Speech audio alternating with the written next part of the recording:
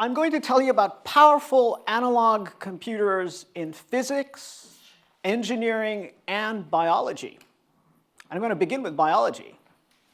I'm going to show you the picture of a cell. You say, wait a minute, that's not a cell. That's an analog electronic board from my PC when I open up my computer and I give up and I can't fix it. It's really complicated. That's not a cell. You're correct. The cell actually is like an electronic circuit in the sense that it has a staggering number of interactions amongst its molecules that are undergoing trillions of chemical reactions, transforming things in it. The cell is growing, dividing. Inputs come into the cell surface. They get processed. The cell secretes something. Glucose comes in. Insulin goes out. Suddenly, the environment changes. The cell upregulates thousands of genes within it. Those genes change tens of billions of proteins. Those proteins change metabolites. And there's literally, in the life cycle of a bacterium, just 20 minutes of the simplest bacterium on Earth. Maybe a little bit less simple, but we are doing trillions of chemical reactions that would take a powerful computer likely many years to simulate. That's how complicated a cell is. That is why medicine and biotechnology are still black arts, relatively speaking. And it's very hard to engineer and understand the cell. And the cell works with unreliable, noisy shades of gray analog parts, not reliable ones and zeros that turn off and turn on. And these shades of gray that are all probabilistic, it may work, it may not work sometimes, are all combined together to do something reliable. For example, 40 cell divisions in your mother's womb led to you as a baby. And that had to be a very reliable computation. The cells had to be in the right place at the right time, synchronized in the right cell type, divide in the right numbers.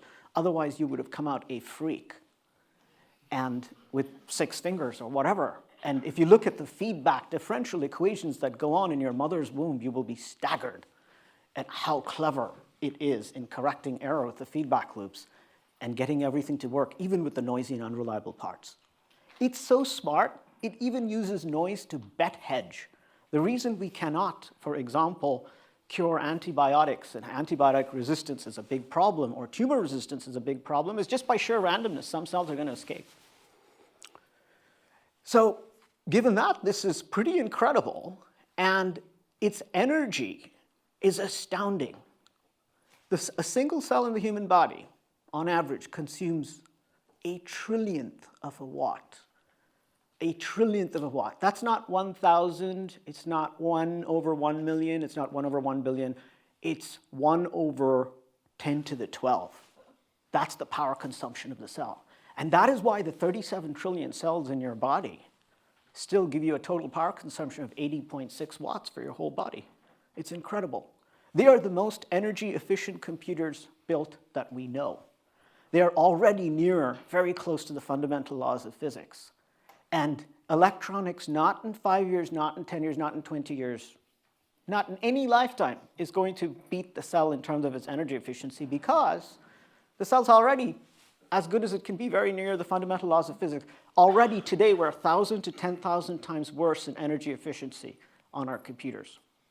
So you say, okay, this is great. The cell uses analog signals, shades of gray. Who cares about shades of gray? I'd rather do precise black and white. Why would we want something noisy and analog to actually do something? How does it do something? Where is the power of analog computing coming from? And the answer is that math is already built into science. We don't need to reinvent it. So let me tell you what I mean by that. If I take a chemical reaction in a cell and 2 molecules come together, the more molecules of one kind I have and the more molecules of another kind I have, the more likely the reaction is going to happen. That means I have a multiply for free. Why should I reinvent the multiply digitally with logic? I've already got it for free. Well, let's say 2 inputs come into the cell and each of them makes the same output molecule. Well, those 2 things come together and add. They're the same output molecule. They add. I don't need to reinvent the add for free. All right, I have Boltzmann thermodynamics that gives me a free exponential. If you don't want to know what an exponential is, don't worry. It's some complicated function. I put that in a feedback loop, I have a free logarithm. Wow, a cell already has a logarithm like built in. Okay, I take a cell and I degrade a protein within it, I diffuse a molecule, and I have a free filter in time and space. In fact, the differential equations in your mother's womb are using those diffusion things with incredible feedback loops when the human baby is made. So given that I have all of this math available to me, why would I say the only thing I care about is a 1 and a 0, and all I should do is logic? Because if you did that, you're going to take a lot of logic gates, a lot of 1s and 0s to do something even simple, which I may as well almost as free in science. So that's what the cell does. It exploits its own basis functions in physics and chemistry. And I call them basis functions to mean the elementary computing functions that are all composed together in this rich man's language of computing rather than the poor man's 1s and 0s. It puts them together, and it's efficient at low precision. What does that mean? Your cell is not going to add 2 numbers to 64 bits of precision like your computer. It doesn't care. It would blow its entire power budget if it did that. It's not that brain dead. Okay? It actually computes with moderate precision, 2 to 5 bits of precision. Some things are 10% accurate, some things are 50, some things are 1% accurate. It depends on what it cares about. But it computes with very moderate precision. And this is the reason the cell scales, and the old analog computers did not. So analog computers that were built decades ago, which everyone thinks are old-fashioned, did not scale because they tried to put too much precision on one wire and one channel and process all the information in one place. And after some point, you can't build an analog computer to add 2 numbers to 20 bits of precision. It's very difficult. It's easy to build a digital computer to add 2 numbers to 20 bits of precision. Why? Because a digital computer does a very clever divide and conquer strategy. It says if I take many 1-bit precise units and I have them collectively interact with logic and the mechanism of a carry, which you learned in high school, you know how to add binary digits and carry numbers, I can scale addition to arbitrary precision, arbitrary length, arbitrary complexity. I restore the signal, everything scales. So digital scaled, beat out analog, and became the paradigm of computing. Cells can't do that. First of all, things don't even go off in there. They leak. So the switch never turns off. And second of all, if you just do a simple calculation, you'll find they cannot even add 2 10-bit numbers or blow their entire power budget. They're so energy efficient. So they've hit on an ingenious strategy. It is what I call collective analog computing. You use moderate precision analog units, but you have them collectively interact to do what it is you want. And feedback loops preserve the precision that you need, and you get the job done. So to make a very loose analogy, analog would be the one-man company genius trying to do everything, doesn't scale. Digital would be lots of 1-bit morons all together with low skill sets, too many of them going on and off and on and off, and not getting the big picture, and just the company's not scaling because there's just no competence, right? Collective analog would be the in-between, where you say you have a few people in the company, they have good skill sets of moderate precision, they're not all geniuses, but that company works together and scales. So that's the collective analog solution. Okay, so given that we have a collective analog solution, you can say this is a very clever idea. Shouldn't we not be doing this in computers ourselves? Should we be building computers like this? Not only that, if we just copy the cell and emulated its differential equations, we should be able to design computers that model the cell and understand the cell. And if you can model the cell and understand the cell, you can literally do anything.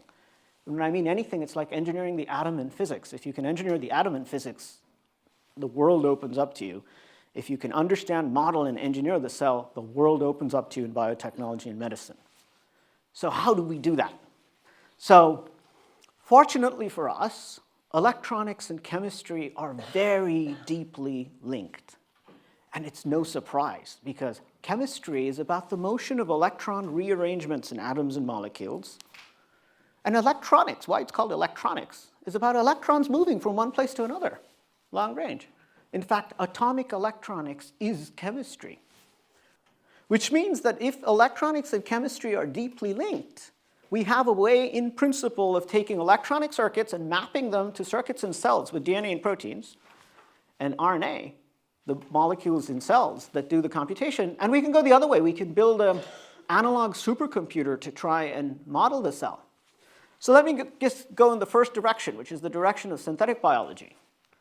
As a proof of concept, because the logarithm is so important in these Boltzmann exponentials, we said we could engineer a calculator in a cell by using a logarithm. How many of you know what a slide rule is?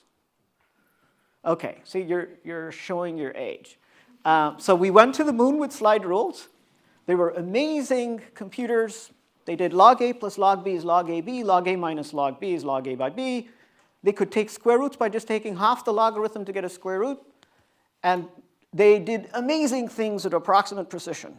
And what we showed is that we could build a logarithmic calculator that could take a bacteria and make the bacteria take square roots. In fact, it took square roots 65 times better than you could possibly do with digital logic gates that would blow the budget, and was 10 times faster than an in vitro solution. The point here to make is not the fact that we built a calculator, but that we can engineer cells in a principled way with analog electronic circuits to do what we want. Well, what about the other direction? What if we wanted to model cells on electronic chips? So these electronic chips might look just like the chips that you have on your cell phones and computers. They're microprocessor type chips, except they're analog inside. They're built with analog electronics that is mimicking these chemical reactions, but they're digitally programmable, so you can interact with them with a regular computer and software to program them. So for example, if you program them, you might be able to emulate the p53 cancer pathway. If you don't know what that is, it's a molecule that is very important in cancer. It decides when the cell is going to commit suicide or not. If there's DNA damage, very important to get right.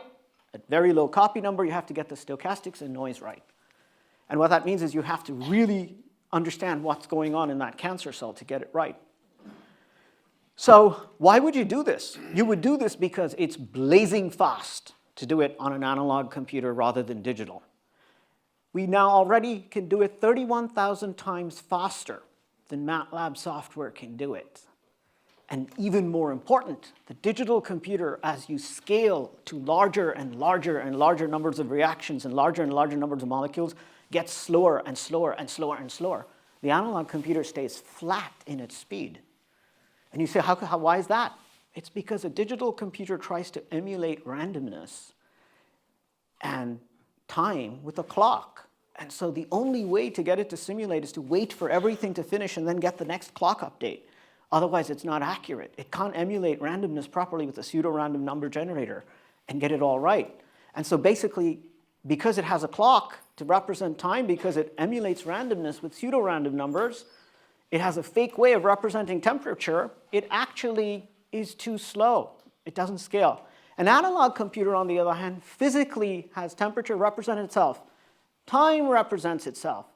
It is inherently parallel because the algorithm is naturally Poisson. It's relying on the electron random motions and thermal noise to make it so, which means that it can scale. So why should you care? Here's why. Let's now take this to the next step. Let's put a whole bunch of chips together on a PC board. You can see where I'm going. All right. Now let's take those PC boards and stack them together. All right, I reached the roof now. Now let's take those PC boards and make a few more. Now let's build a computer the size of this room. If we build a computer the size of this room, in 5 to 10 years, we could possibly simulate the entire human body. That's 37 trillion cells. That might be a little bit ambitious. I would actually probably start with an electronic liver or an immune system. And the thing about doing this is that you can bio-Google medical cures. There are so many parameters in biology. Biology is so complex. You've now built this gigantic cloud computer that literally can Google all the possibilities. And with a few improvements in these chips, they could be 7 million times faster, not just 31,000. Which means literally something that would take a computer 12 years to do now could be possibly done in 6 minutes. If you can do it in 6 minutes, you just try everything. You don't kill hundreds of thousands of animals to do your drug test. You do it electronically. You have an electronic organ that you do your tests on. You use it to design biotechnological things. You use it to design medicine. If you think I'm talking about science fiction and I'm crazy, I am not. I am very, very grounded in this regard. Okay? So just keep that in mind. Okay. So you say, oh, this is cool. Analog computers are really powerful. I should have paid more attention to them in my physics and electrical engineering classes instead of just writing software or whatever. So now you say, if analog computers are so powerful, aren't there like powerful things you can do in physics? Aren't I like reading in the newspaper that quantum computers are gonna like change everything, that quantum computers actually have all these interesting functions that digital computers can't do, and it's very hard for them to do? Exactly right. And you know why? It's not because quantum computers have ones and zeros in them. It's because quantum computers use analog wave functions that exploit the full power of analog waves. And to give you an analogy, the way they work and the reason they're so powerful is it's like, imagine a lens. Waves go in all sorts of paths. A light might start out and go into the lens, and the lens will collect all of them. All the possibilities will simultaneously interfere. They're all going on in parallel. It does a whole bunch of computations, which is called a spatial Fourier transform, and boom, the answer is at the focus with high probability. If the answer is wrong, all those waves that are going through the lens will interfere wrong. It's a blur. The answer is low probability that it's here. So what the quantum computers are doing is they're interfering all the waves simultaneously and using them to look at all the possibilities until a high probable outcome happens somewhere. And they are in parallel putting all the possibilities of all the states in a superposition. So you're exploring these in parallel to get your answer. So you say, oh, well, if analog computers are that powerful, they should be able to emulate quantum mechanics too. In fact, they should be able to emulate quantum mechanics at room temperature, which means we don't need to build something that is refrigerated to be quantum. We can change the value of Planck's constant, h bar, and keep the temperature the same. But if we've gotten this far, you should be asking yourself, if analog computers are powerful in biology and analog computers are powerful in physics, can we actually build an analog computer that emulates both? Maybe it looks at analog wave processing in biology and analog wave processing in physics and combines them. And at this point, you should be going, no, analog wave processing, that's physics, that's not biology. Biology doesn't do wave processing. Well, every single one of you right now is doing incredible wave processing with an analog supercomputer in your head. It's called the human ear. This is the antenna. Sound waves are coming in. The sound waves are getting coupled through the middle ear into an incredible coiled spiral analog computer inside you called the inner ear or cochlea. And what the cochlea is doing is it's separating out the sounds into different frequencies. Inside it, it has these fluid membrane resonators. What these are kind of like, think of a guitar string that's got some fluid on it. And so at the beginning, it's very stiff, so it likes the high frequencies there. And at the end, it's very kind of flexible, like a long string. And so that's where it likes the low frequencies. And so when all these frequencies in the sound come in, the beginning, the right side, will get the highs, and the end will get the lows. Kind of like a reverse piano. These are the piano keys on the high, these are the piano keys on the low, and I've separated out all those frequencies, and I've built what is called a spectrum analyzer. Very, very important. And it turns out the ear is an incredible spectrum analyzer. It's faster than any known to man for broadband spectral analysis. It has gain control in a spectrum so that faint sounds are amplified more than than loud. And it puts this all together to get a very big range of hearing.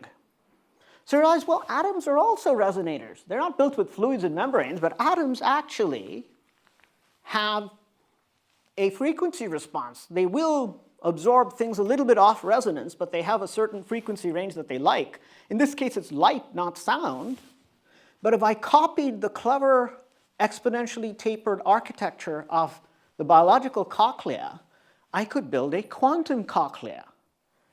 So what is a quantum cochlea? It's actually using quantum mechanics and hearing to build a quantum spectrum analyzer. And now if I put light waves into it, I would get a certain pattern of excitation.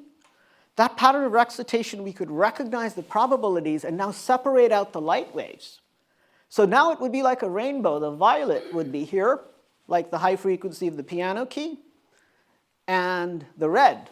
And the lower frequencies would be here, like the low frequencies of the piano key. Not only that, this quantum spectrum analyzer can do things that you can't do classically. And spectrum analysis is at the heart of all of quantum computing. Prime number factorization, lots of things like order finding and such rely on this. So if you can do spectrum analysis well and couple these atoms, you have the potential to do something quite big at room temperature in the palm of your hand, which is why it is interesting. So I've gone a long distance from physics through chemistry to biology to computer science. You must be wondering, how are these all connected? And it's actually very simple. Physics led to chemistry through quantum and classical interactions. Physics led to electronics through quantum and classical interactions. I just showed you how to map chemistry to electronics with the cytomorphic Boltzmann mapping. Because of that, we can do synthetic biology, which is the top piece where chemistry goes into biology with molecular reaction circuits.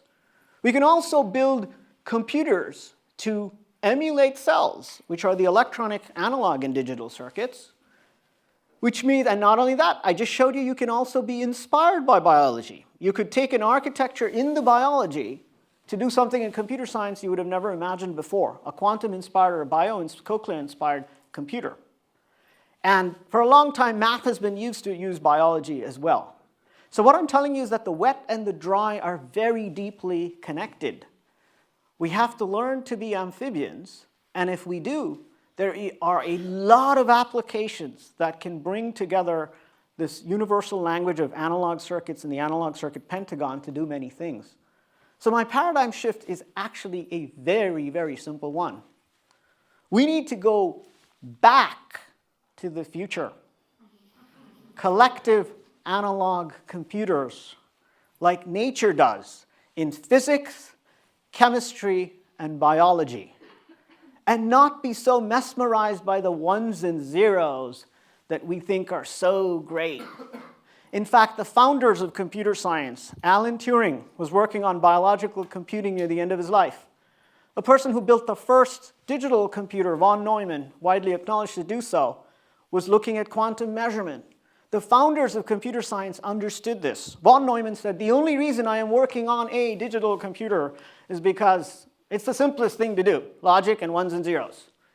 He was already studying the brain to study its analog properties. So we have to move from the set of zeros and ones to the line of real numbers and to the set of complex numbers in quantum mechanics. And if we do, the future is not digital. It's analog. Let's go back to it. Thank you.